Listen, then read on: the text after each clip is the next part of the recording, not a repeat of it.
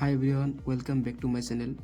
আজি আমি ক্লাস 10 প্রথম অধ্যায়ৰ বাস্তৱ সংখ্যা উদাহৰণ নম্বৰ 9 আৰু 10 টো সমাধান কৰিম। গতিকে আপোনালোকে ভিডিওটো চাই থাকক। উদাহৰণ 9ত দিয়া আছে যে প্ৰমাণ কৰিব লাগে যে √3 অপৰিমেয়। সমাধান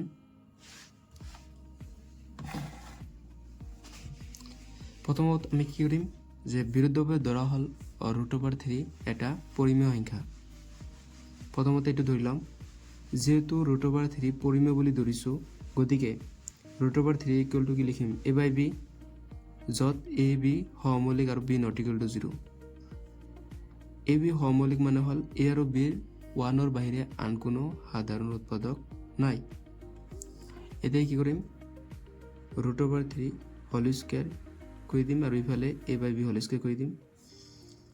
এতিয়া স্কয়াৰ আৰু ৰুট কেনসেল হ'ব, ইফালে থাকিব 3 আৰু ইফালে থাকিব a square divided by b square. Next এতিয়া ইয়াৰ তলত 1 আছে, 1 ৰ লগত a স্কয়াৰ পূৰণ কৰিলে a স্কয়াৰ আৰু 3 ৰ লগত b স্কয়াৰ পূৰণ কৰিলে 3b স্কয়াৰ হ'ব। এটো ইকুৱেশ্যন নম্বৰ 1 বুলি ধৰিলো। যেহেতু 3 ইয়াত b স্কয়াৰৰ লগত পূৰণ হৈ আছে গতিকে ইফালে আহিলে হৰণ হ'ব, অৰ্থাৎ a স্কয়াৰ 3 ৰে বিভাজ্য হ'ব আৰু a ও 3 ৰে বিভাজ্য হ'ব। আকৌ ধৰা হল a ইকুৱেল টু 3c যত c এটা অখণ্ড সংখ্যা। এতিয়া এৰ মান a ইকুৱেল টু 3c এই মানটো 1 নম্বৰ ইকুৱেশ্যনত এই ঠাইত বহাম। এতিয়া এই ঠাইত যদি এৰ মান 3c বহাও তেতিয়া কি হ'ব 3c whole square equal to 3b square. এতিয়া স্কয়াৰটো 3 ৰ ওপৰত আহিব, c ৰ ওপৰত আহিব, অৰ্থাৎ 3 স্কয়াৰ মানে 9, c square equal to 3b square. 3 টো ইফালে পূৰণ হৈ আছে, ইফালে আহিলে হৰণ হ'ব, অৰ্থাৎ 9/3 c square equal two b square. এটা 9ক 3 ৰে 3 বাৰ কাটিব পাৰি। এটা ইফালে থাকিব 3c square equal two b square, অৰ্থাৎ b স্কয়াৰ ইফালে আছে, ইফালে লৈ আহিলো 3c স্কয়াৰ ইফালে লৈ গলো। এতিয়া b স্কয়াৰ 3 ৰে বিভাজ্য হ'ব আৰু b ও 3 ৰে বিভাজ্য হ'ব, কাৰণ 3 টো c স্কয়াৰ লগত পূৰণ হৈ আছে গতিকে ইফালে আহিলে কি হ'ব হৰণ হ'ব, গতিকে b স্কয়াৰ 3 ৰে বিভাজ্য হ'ব আৰু b ও 3 ৰে বিভাজ্য হ'ব। প্ৰথম অৱস্থাত আমি ধৰি লৈছিলো a আৰু b সহমৌলিক, অৰ্থাৎ a আৰু b 1ৰ বাহিৰে অন্য কোনো সাধাৰণ উৎপাদক নাথাকে, কিন্তু ইয়াত আমি দেখিলো a আৰু b দুয়োৰে আন এটা সাধাৰণ উৎপাদক ওলাইছে যেটো 3। গতিকে আমি হেগত লিখিম a আৰু b ৰ অন্তত এটা সাধাৰণ উৎপাদক আছে যেটো 3, কিন্তু ইয়ে a আৰু b সহমৌলিক এই ধাৰ্য সত্যতাটোৰ বিৰোধ কৰে, অৰ্থাৎ √3 পৰিমেয় বুলি ধৰা আমাৰ এই কথাটো অশুদ্ধ। গতিকে আমি সিদ্ধান্ত ল'ব পাৰো যে √3 অপৰিমেয়। প্ৰমাণ কৰা হল। এতিয়া আমি উদাহৰণ নম্বৰ 10 টো চাম।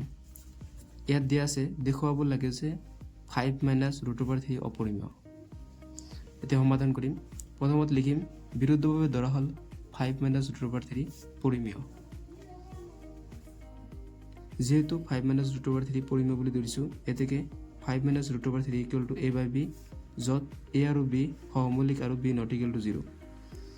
এতিয়া 5 - √3 ইকুৱেল টু a/b, ইয়াত কি কৰিম a/b টো ইফালে প্লাস হৈ আছে গতিকে সমান চিহ্নৰ বাওঁফালে আহিলে এটো মাইনাস হ'ব, √3 ইফালে মাইনাস হৈ আছে যদি সমান চিহ্নৰ সোঁফালে লৈ যাও প্লাস √3 হ'ব।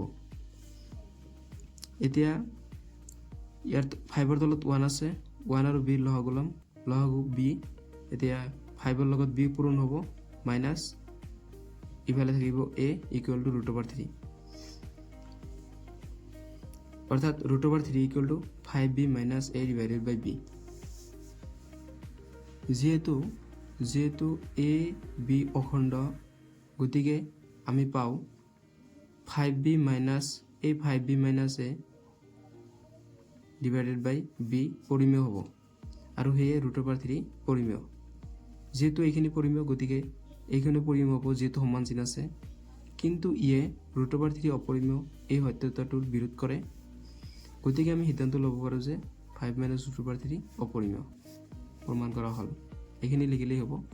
আৰু মই প্ৰথমতে এইখিনি লিখি লওঁ কাৰণ সময়খিনি অপচয় নহয়, বুজিবলৈ সময় বেছি থাকে।